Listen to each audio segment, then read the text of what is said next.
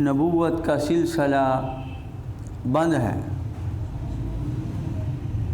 اللہ کے قرآن کریم نے فرمایا اور جناب نبی کریم صلی اللہ علیہ وسلم نے بھی فرمایا کہ میں آخری نبی ہوں اور میرے بعد کوئی نبی نہیں ہے۔ اور اس آیت میں بھی اللہ تعالیٰ نے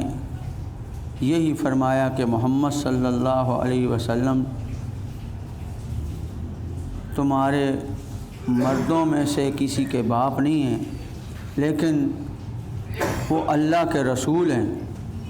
اور وہ آخری نبی ہیں اور اللہ تعالیٰ سب کچھ جانتا ہے۔ اور اس سے اگلی آیات میں اللہ نے فرمایا ہے مومن لوگوں کو، ایمان والوں کو، کہ اللہ کا ذکر کثرت سے کیا کرو اور اس کی پاکی، اس کی بڑھائی بیان کیا کرو، اور اللہ جناب رسول کریم صلی اللہ علیہ وسلم کے اوپر رحمت برکت بھیجتا ہے اور اس کے فرشتے بھی۔ تو یہ جو برکت رحمت ہے تو یہ اس سے اللہ تعالی ہمیں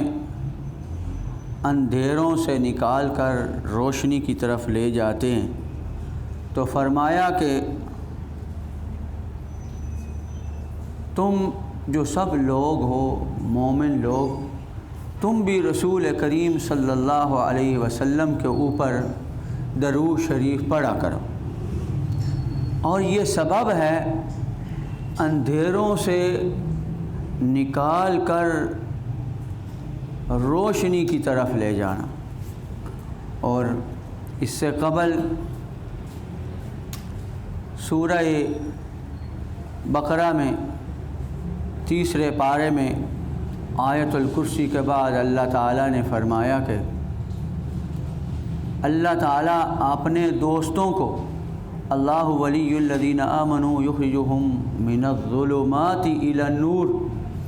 اللہ اپنے دوستوں کو اندھیروں سے نکال کر روشنیوں کی طرف لے جاتے ہیں،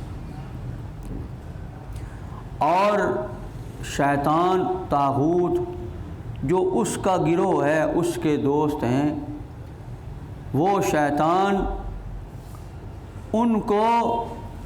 یہ روشنیوں سے نکال کر اندھیروں میں لے جاتا ہے، اندھیروں میں بند کرتا ہے۔ تو جناب رسول کریم صلی اللہ علیہ وسلم کو اللہ تعالیٰ نے اپنا آخری نبی بنا کر بھیجا ہے۔ تو جناب رسول کریم صلی اللہ علیہ وسلم کے بعد اگر کوئی نبوت کا دعویٰ کرے، چاہے وہ مسلمہ کذاب ہو، اسود عنسی ہو، سجا عورت ہو،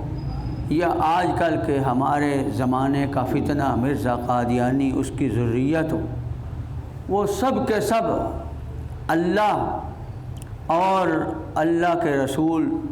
جناب محمد الرسول اللہ صلی اللہ علیہ وسلم کے فرمان کے مطابق وہ جھوٹے بے ایمان دجال کذاب ہیں۔